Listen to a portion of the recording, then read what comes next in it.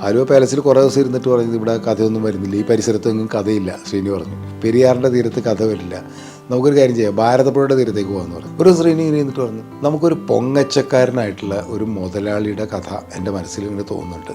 ബോംബെയിൽ നിന്ന് വരുന്ന ശങ്കർദാസ് എന്ന് പറയുന്ന മുതലാളി കുറേ പണം ഉണ്ടായിരുന്നു, പക്ഷെ വിവരമില്ല. മോഹൻലാൽ ചെയ്ത അതിനൊരു പുതുമയില്ല. ലാൽ ഇങ്ങനത്തെ ഒരു പൊങ്ങച്ചക്കാരനായിട്ടൊക്കെ അഭിനയിച്ചാൽ ആൾക്കാർക്ക് ഒരു പ്രശ്നമില്ല. പക്ഷെ മമ്മൂക്ക അഭിനയിക്കുമ്പോഴാണ് അതിനൊരു പുതുമ വരികയും ചെയ്യുന്ന ആ പൊങ്ങച്ചം കറക്റ്റായിട്ട് ഫീൽ ചെയ്യണമെന്നുണ്ടെങ്കിൽ മമ്മൂക്ക. ശങ്കർദാസിൻ്റെ പൊങ്ങച്ചം റിയൽ ലൈഫിലുണ്ടെന്ന് ശ്രീനിയല്ല മമ്മൂക്കോട് പറഞ്ഞിട്ടുണ്ട്. വേറെ ആരെങ്കിലും പറഞ്ഞിട്ടുണ്ടെങ്കിൽ മമ്മൂക്കയുടെ നടി കിട്ടുകയും ചെയ്യും. കരയോഗം പ്രസിഡന്റിന് അഭിനയിപ്പിക്കാനായിട്ട് തീരുമാനിച്ച് ഇയാൾ അഭിനയിക്കാൻ വരുന്ന ഒരു പോലീസുകാരനായിട്ടാണ് ഇയാൾ വരുന്നത്. തോന്നക്കൽ പഞ്ചായത്തിലെ എല്ലാ വീടും അരിച്ചു പെറുക്കി എന്നുള്ള രീതിയിലാണ് കറക്റ്റ് ഡയലോഗ്. ഇത് വെറുതെ ഒരു സാധാരണ ഡയലോഗ് എന്നുള്ള രീതിയിൽ പറഞ്ഞാൽ മതി എന്നുള്ളതാണ് ആദ്യം ആലോചിക്കുന്നത്. പക്ഷേ അത് ഇന്നസെൻറ്റ് ഇംപ്രവൈസ് ചെയ്ത് അത് പറഞ്ഞു വന്ന് പിന്നെ ഉണ്ടാക്കിയൊരു ചിരി നമുക്കറിയാലോ.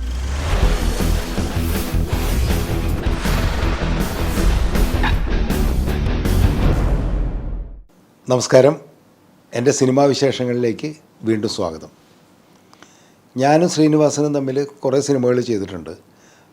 അതിൽ ആദ്യകാലത്തെ സിനിമകൾ, ഇപ്പോൾ പാവം പാവം രാജകുമാരൻ സിനിമ മാറ്റി നിർത്തിക്കഴിഞ്ഞാൽ ആദ്യം ചെയ്ത സിനിമകളൊക്കെ തന്നെ ശ്രീനിവാസൻ്റെ സാധാരണ ട്രാക്കിൽ, നമ്മൾ ശ്രീനിവാസൻ എന്ന് പറയുന്ന തിരക്കഥാകൃത്തിനെ ആക്ടറൊക്കെ നമ്മൾ അടയാളപ്പെടുത്തിയിട്ടുള്ള ഒരു ട്രാക്ക് ഉണ്ടല്ലോ, ആ ട്രാക്ക് സിനിമകളിൽ നിന്ന് വ്യത്യസ്തമായ സിനിമകളാണ് ഞാനും ശ്രീനിവാസനും ചെയ്തിട്ടുള്ള മിക്കവാറും സിനിമകളൊക്കെ. ഇപ്പോൾ ചമ്പക്കുളം തച്ചനായാലും ശരി, മഴയത്തുമ്പയാലും ശരി, അഴകിയ രാവണനായാലും ഒക്കെ അങ്ങനെ തന്നെയാണ്. വളരെ സീരിയസ് ആയിട്ടുള്ള ഒരു കഥ അതിൻ്റെ അകത്തുണ്ടാവും. ആ കഥ നമ്മൾ നർമ്മത്തിലൂടെ തമാശകളിലൂടെ പറയാൻ ശ്രമിക്കുന്ന ഒരു സിനിമാ രീതിയാണ് ഞാനും ശ്രീനിവാസനും കൂടി ഒരുമിക്കുമ്പോൾ ഉണ്ടായിട്ടുള്ളത്. അതിൽ വളരെ പ്രധാനപ്പെട്ടൊരു സിനിമയാണ് അഴകിയ രാവണൻ. ഇന്നിപ്പോൾ അഴകിയ രാവണൻ ആൾക്കാർ വളരെയധികം ഏറ്റവും കൂടുതൽ എന്താ പറയുക, വീണ്ടും ഓഡിയൻസ് കാണുകയും തിയേറ്ററിൽ അല്ല മറ്റ് മാധ്യമങ്ങളിലൂടെ കാണുമ്പോഴൊക്കെ ആൾക്കാർ അതിൻ്റെ കോമഡിയാണ് ഭയങ്കരമായിട്ട് പറയുന്നത്. അതിലുണ്ടായിട്ടുള്ള തമാശകൾ, ആ സിനിമയിലൂടെ പിന്നീട് പിൽക്കാലത്ത് പ്രചരിപ്പിക്കപ്പെട്ട ഒരുപാട് തമാശകളുണ്ട്. അപ്പോൾ തമാശ സിനിമ എന്നുള്ള രീതിയിലാണ് പലപ്പോഴും അഴകിയ രാവണനെ കുറിച്ച് എന്നോട് പലരും പറയുന്നത്. പക്ഷേ അതൊരിക്കലും ഒരു വെറും തമാശ സിനിമ മാത്രമല്ല, വളരെ ശക്തമായ ഒരു കഥയുള്ള സിനിമയാണ്. അപ്പോൾ ഞാൻ ശ്രീനിയായിട്ട് എപ്പോഴും പറയുന്നൊരു കാര്യമാണ്, ശ്രീനിയും അത് പറയാറുണ്ട്. കാരണം എൻ്റെ കമലിൻ്റെ അടുത്ത് വരുമ്പോഴും ഞാൻ വലിയ കഥയുള്ള സിനിമയായിട്ട് വരണം എന്നുള്ള ഒരു തോന്നൽ പുള്ളിക്കുണ്ട്. മറ്റേത് പലപ്പോഴും ലൈറ്ററായിട്ടുള്ള സംഭവങ്ങളിലൂടെ തമാശ പറഞ്ഞു പോകുന്നതാണല്ലോ ശ്രീനിയുടെ രീതി.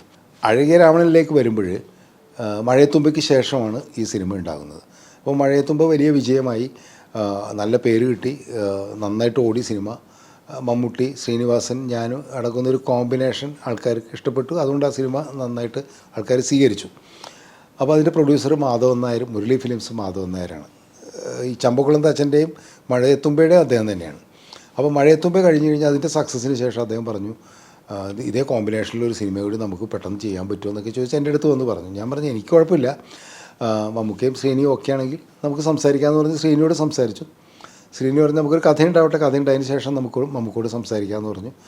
ഞങ്ങൾ കഥ ഉണ്ടാക്കാൻ വേണ്ടിയിട്ട് ഇരിക്കുകയാണ്. ആസ് യൂഷ്വൽ പല സ്ഥലത്തും ഇരിക്കുന്നു. ഞാൻ ഓർക്കുന്നത്, ഞാൻ തുടങ്ങിയത് ആദ്യം ആലുവ പാലസിലാണ് ഇരിക്കുന്നത്. ആലുവ പാലസിൽ കുറേ ദിവസം ഇരുന്നിട്ട് പറഞ്ഞത് ഇവിടെ കഥയൊന്നും വരുന്നില്ല, ഈ പരിസരത്തൊന്നും കഥയില്ല. ശ്രീനി പറഞ്ഞു ഈ പെരിയാറിലൊന്ന് മുങ്ങി തപ്പി നോക്കിയാൽ കഥയുണ്ടാവും.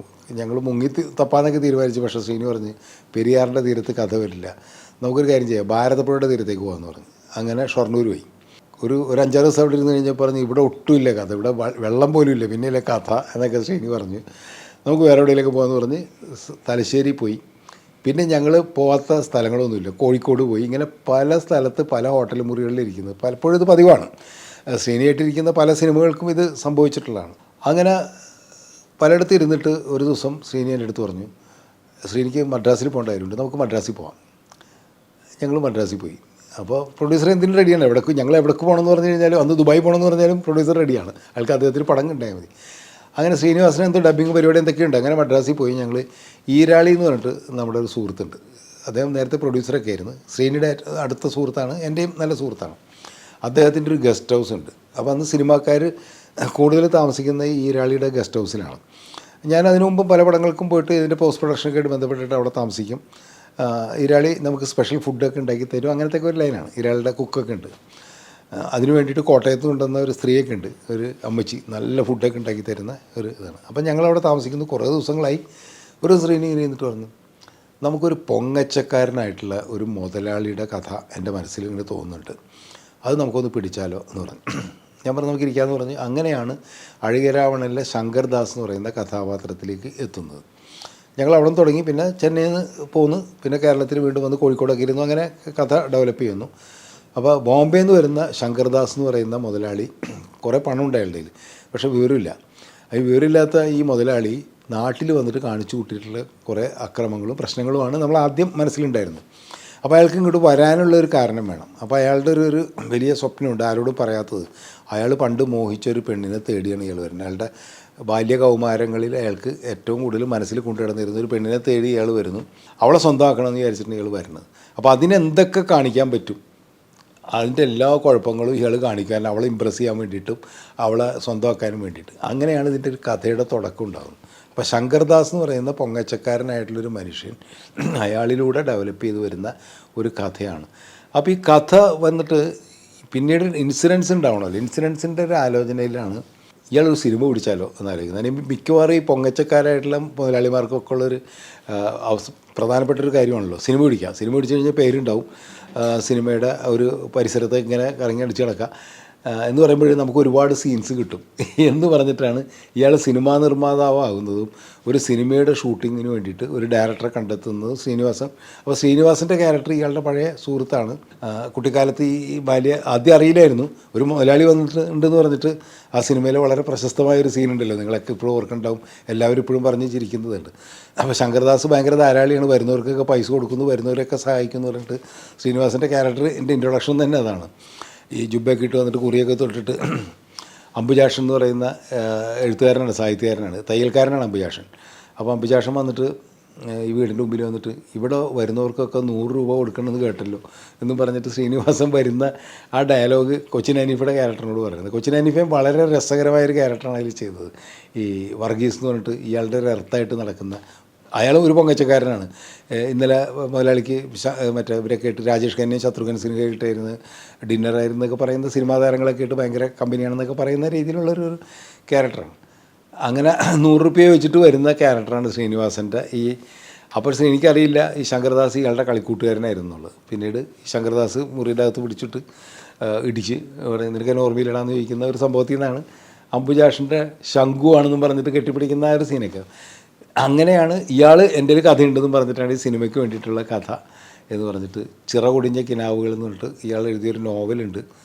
ആ നോവൽ ഇയാളോട് കഥ പറയാൻ വരുന്ന സീൻ നിങ്ങളെല്ലാവരും ഓർക്കുന്നുണ്ടാവും. ആ സീൻ ചിറകൊടിഞ്ഞ കിനാവുകൾ എന്ന് പറഞ്ഞാൽ കഥ പറയുന്ന ആ സീക്വൻസ്, അവിടെ പാലുകാച്ചിൽ, ഇവിടെ കല്യാണം, അവിടെ പാലുകാച്ചിൽ കല്യാണം എന്നൊക്കെ പറയുന്ന ആ സംഭവങ്ങളൊക്കെ ആ പടത്തിൽ ആ ഡയലോഗിൽ കഥ പറയുമ്പോൾ ഉള്ളതാണ്. അത് പിന്നീട് സ്പൂഫായിട്ടൊരു സിനിമ തന്നെ ഉണ്ടാക്കിയല്ലോ, നമുക്ക് എല്ലാവർക്കും അറിയാമല്ലോ, ചിറകൊടിഞ്ഞ കിനാവുകൾ എന്ന് പറഞ്ഞിട്ടൊരു സിനിമ തന്നെ ഉണ്ടായി. അപ്പോൾ അതുപോലുള്ള സംഭവങ്ങളിലൂടെയാണ് ഒരു സിനിമ ഷൂട്ട് ചെയ്യാനായിട്ട് ഒരു വീട് വേണം. ആ വീട് ഈ ശങ്കർദാസ് ആഗ്രഹിച്ച പെണ്ണിൻ്റെ തറവാട് വീട്ടിലേക്കാണ് ഈ ഷൂട്ടിങ്ങിന് പോകുന്നത്. പിന്നെ അവിടെ ഉണ്ടാകുന്ന തമാശകളിലൂടെയാണ് കഥ പറയുന്നത്. അപ്പോൾ ഇയാളുടെ ആഗ്രഹം സഫലമാകുക എന്നുള്ളൊരു ലക്ഷ്യത്തോടു കൂടി ഇയാൾ ആ വീട്ടിലെത്തിയിട്ട് ഈ പെണ്ണിനായിട്ട് സംസാരിക്കാൻ വേണ്ടി ശ്രമിക്കുന്നു. ഭാനുപ്രിയ ചെയ്ത ക്യാരക്ടർ. അപ്പോൾ ഭാനുപ്രിയയുടെ അടുത്ത് ഇതേപോലെ മമ്മൂട്ടി വന്ന് പറയുന്ന ഒരു ഡയലോഗുണ്ട്, ഇതേപോലെ വളരെ ഫേമസ് ആയിട്ടുള്ള സാധനമാണ്, വേദനിക്കുന്ന കോടീശ്വരൻ എന്ന് പറഞ്ഞിട്ട് ഇവളെ ഇമ്പ്രസ് ചെയ്യാൻ ശ്രമിക്കുന്നത്. അപ്പം ഞങ്ങളത് ഷൂട്ട് ചെയ്യുന്ന സമയത്ത് മമ്മൂക്കോട് ഈ ഡയലോഗ് പറഞ്ഞ് സീൻ വായിച്ചു കൊടുത്തു ഞാൻ. അപ്പോൾ ആദ്യം മമ്മൂക്ക കത്തിയില്ല, ഈ വേദനിക്കുന്ന കോടീശ്വരൻ എന്ന് പറഞ്ഞിട്ട്. അപ്പോൾ അതിൻ്റെ അകത്തൊരു ഫണ്ണുണ്ട് മമ്മൂക്ക എന്ന് ഞാൻ പറഞ്ഞു. ആ ശരിയാണല്ലോ എന്ന് പറഞ്ഞിട്ട് പിന്നെ വീണ്ടും പുള്ളി അത് വായിച്ചിട്ട് പുള്ളി പറഞ്ഞ് ഭയങ്കര രസമുണ്ടല്ലോ ഈ സാധനം എന്ന് പറഞ്ഞിട്ട് ആണ് മമ്മൂക്ക അത് ഭയങ്കര ബലം പിടിച്ചിട്ട് ആ ഡയലോഗ് പറഞ്ഞത് എനിക്ക് ഇപ്പോഴും ഓർമ്മയുണ്ട്. അപ്പോൾ അതിനെ തുടർന്നിട്ടാണ് അദ്ദേഹം അവിടെ ഇരിക്കുന്നതും പാട്ട് മറ്റേ പ്രണയമണി തൂവൽ കൊഴിയും പവിഴമഴ എന്നുള്ള പാട്ടൊക്കെ അവിടെയാണ് സംഭവിക്കുന്നത്. പിന്നെ അവിടെ ഷൂട്ടിംഗ് നടക്കുമ്പോൾ ഉണ്ടാകുന്ന രസകരമായ സംഭവങ്ങളിലൂടെയാണ് ആ സിനിമ ഡെവലപ്പായി വരുന്നത്. ആ ഷൂട്ടിംഗ് നടക്കുക എന്ന് പറയുന്നത് എല്ലാവരും ഓർക്കുന്ന ഒരു സീക്വൻസ് ഉണ്ട്. അതിൽ ഇന്നസെൻ്റ് അഭിനയിക്കുന്ന ക്യാരക്ടർ, ഇന്നസെൻറ്റിൻ്റെ ക്യാരക്ടർ പറഞ്ഞു കഴിഞ്ഞിട്ടുണ്ടെങ്കിൽ ഈ കരയോഗം പ്രസിഡൻ്റാണ് അദ്ദേഹം. കരയോഗം പ്രസിഡൻറ്റ് എന്നുള്ള രീതിയിലാണ് അദ്ദേഹത്തിനെ ആദ്യം കാണുന്നതും. അദ്ദേഹം ഈ വീട് വാടകയ്ക്ക് കൊടുക്കാനായിട്ട് ഇദ്ദേഹം രാജൻ പി ദേവി ചെയ്തിട്ടുള്ള ഒരു ക്യാരക്ടറുണ്ട്. അയാൾ കുറേ കാശ് കടം വാങ്ങിച്ചിട്ടുണ്ട്, ആ കാശ് വസൂലാക്കാനും കൂടി വേണ്ടിയിട്ടാണ് ഇവിടെ ഷൂട്ടിങ്ങിൽ നിന്നൊക്കെ പറഞ്ഞിട്ട് വരുന്നതും. അപ്പോൾ പുള്ളിയുടെ ഒരു മോഹം എന്ന് പറഞ്ഞാൽ പുള്ളിക്ക് സിനിമയിൽ അഭിനയിക്കണമെന്നൊരാഗ്രഹമുണ്ട്. അപ്പോൾ ഞാൻ ഓർക്കുന്നത് ഇന്നസെൻറ്റിൻ്റെ ഇതേപോലെ ഈ മുതലാളിനെ ശങ്കർദാസിനെ ആദ്യം കാണാൻ വേണ്ടിയിട്ട് ശങ്കർദാസിൻ്റെ ബംഗ്ലാവിൽ വന്നിട്ട് ഇതേപോലെ മദ്യം കഴിക്കും. അങ്ങനെ മദ്യം കഴിച്ച് ഫിറ്റായിട്ട് പിന്നെ മദ്യം വീട്ടിലേക്ക് കൊണ്ടുവരുന്നു. അപ്പോൾ ഇതെന്തിനാ വീട്ടിൽ കൊണ്ടുവരുന്നത് സീനി ചോദിക്കും, പറയും എൻ്റെ അമ്മ അടിക്കും എന്ന് പറയുന്ന ഒരു ഡയലോഗ് അന്ന് ഭയങ്കരമായിട്ട് ആൾക്കാർക്ക് അത് ശരിക്കും പറയണമെങ്കിൽ ഞങ്ങൾ കുറേയൊക്കെ ഡയലോഗ്സ് ഈ പറഞ്ഞ് ഇംപ്രവൈസ് ചെയ്തിട്ടുണ്ടാക്കുന്ന ഡയലോഗ്സാണ്. അതൊരു പ്രത്യേകതയായിരുന്നു അന്ന്. നമ്മൾ പറയുമല്ലോ, ഇപ്പോൾ സിനിമയുടെ ഒരു രീതി മാറിയപ്പോൾ ഈ ക്യാരവനൊക്കെ വന്നതിന് ശേഷം ഒരു ഷോട്ട് കഴിഞ്ഞ് കഴിഞ്ഞാൽ ഇമ്മീഡിയറ്റ് ആർട്ടിസ്റ്റൊക്കെ പോയി ക്യാരവനിലിരിക്കും, ഡയറക്ടർ വേറെ സ്ഥലത്തേക്ക് മാറിയിരിക്കും. ഇങ്ങനെയൊക്കെ കഴിയുമ്പോൾ ഒരു ഡിസ്കഷനൊക്കെ നടക്കുന്നുണ്ട്. ഇപ്പോഴും ഇല്ലെന്ന് പറയുന്നില്ല, ഞാനൊന്നും കുറ്റം പറയില്ല, ഡിസ്കഷനൊക്കെ ഒരുപാട് ഇപ്പോഴും നടക്കുന്നുണ്ട്. പക്ഷേ അന്നെന്ന് പറഞ്ഞു കഴിഞ്ഞാൽ ഒരു ഷോട്ട് കഴിഞ്ഞിട്ട് അടുത്ത സീനിൻ്റെ എന്തൊക്കെ ഇമ്പ്രവൈസ് ചെയ്യാൻ നോക്കും, ഡയലോഗ്സ് ആയാലും. അപ്പോൾ ഇവരൊക്കെ കൂടി ഇരുന്നിട്ട് ഒരുമിച്ചിരിക്കുകയാണല്ലോ എല്ലാവരും, കാരണം എങ്ങും പോകുന്നില്ലല്ലോ. ഇരുന്നിട്ട് നമുക്ക് അതിലിങ്ങനെ ഡയലോഗ് പറഞ്ഞാലോ അങ്ങനെ ഡയലോഗ് പറഞ്ഞാലോ ഒക്കെ എന്നൊക്കെ പറഞ്ഞിട്ട് ഇമ്പ്രവൈസ് ചെയ്തിട്ടുണ്ടാകുന്ന കോമഡികളാണ് മിക്കവാറും സിനിമയിലൊക്കെ സംഭവിച്ചിട്ടുള്ളത്. പലതും ചിലപ്പോൾ നേരത്തെ എഴുതി വെച്ചിട്ടുണ്ടാകും, അതുമ്പോൾ തന്നെ ഇമ്പ്രവൈസ് ചെയ്യണമായിരിക്കും. പക്ഷേ എൻ്റെ ഒരു അനുഭവത്തിൽ പറയുകയാണെങ്കിൽ പല ഡയലോഗ്സും ലൊക്കേഷനിൽ വെച്ച് ഉണ്ടായി വരുന്നതാണ്.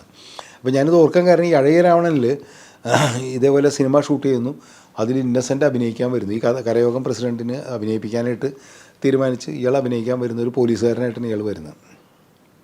ഇയാൾ വന്ന് കാറിൽ വന്ന് ഇറങ്ങണ തന്നെ ഒരു രസമായിട്ടാണല്ലോ, വന്നിട്ട് ഈ ഡയലോഗ് പറയണം. അപ്പോൾ ഈ തറവാട്ടിലേക്ക് വന്നിട്ട് ഈ തോന്നക്കൽ പഞ്ചായത്തിലെ എല്ലാ വീടും അരിച്ചു പെറുക്കി എന്നുള്ള രീതിയിലാണ് കറക്റ്റ് ഡയലോഗ്. ഇത് അപ്പം സീനി ലൊക്കേഷനിൽ നിന്ന് എഴുതിയ ഡയലോഗാണ്. ഇത് വെറുതെ ഒരു സാധാരണ ഡയലോഗ് എന്നുള്ള രീതിയിൽ പറഞ്ഞാൽ മതി എന്നുള്ളതാണ് ആദ്യം ആലോചിക്കുന്നത്. പക്ഷേ അത് ഇന്നസെൻറ്റ് ഇമ്പ്രവൈസ് ചെയ്ത് അത് പറഞ്ഞ് വന്ന് പിന്നെ ഉണ്ടാക്കിയൊരു ചിരി നമുക്കറിയാമല്ലോ. ഇന്നസെൻറ്റ് ക്ലാപ്പ് അടിക്കാൻ വരുമ്പോൾ ഈ ക്ലാപ്പ് കാണുമ്പോൾ അയാൾക്കുണ്ടാകുന്ന വെപ്രാളം. ഇത് നമ്മളൊക്കെ ഒരുപാട് സിനിമകളിൽ ഡയറക്റ്റായിട്ട് ഞങ്ങളൊക്കെ അനുഭവിച്ചിട്ടുള്ള കാര്യമാണ്. പുതിയതായിട്ട് അഭിനയിക്കാൻ വരുന്ന ആൾക്കാരുടെ ഈ ക്യാമറ കണ്ടു കഴിഞ്ഞ് ക്രൗഡിനെ കണ്ടു കഴിഞ്ഞിട്ടുണ്ടാകുന്ന ഒരു വെപ്രാളം ഉണ്ടല്ലോ. അവർ ഡയലോഗ് മറക്കും, പിന്നെ പരിസരം മറക്കും, ക്യാമറയെ നോക്കാൻ മറക്കും, അങ്ങനെ പല പ്രശ്നങ്ങൾ. എവിടെ നോക്കണ്ടതെന്ന് അറിയില്ല, ക്യാമറയെ തന്നെ നോക്കും. ഇങ്ങനെയൊക്കെ ഒരുപാട് പ്രശ്നങ്ങളുണ്ടാകുന്ന ഞങ്ങൾക്കൊക്കെ വളരെ ചിരപരിചിതമായിട്ടുള്ള കാര്യം അന്ന് പബ്ലിക്കിന് അത്ര അറിയില്ല. ഇങ്ങനെയുള്ള സിനിമയ്ക്കകത്തുള്ള നടക്കുന്ന കാര്യങ്ങൾ പലർക്കും അറിയില്ലല്ലോ.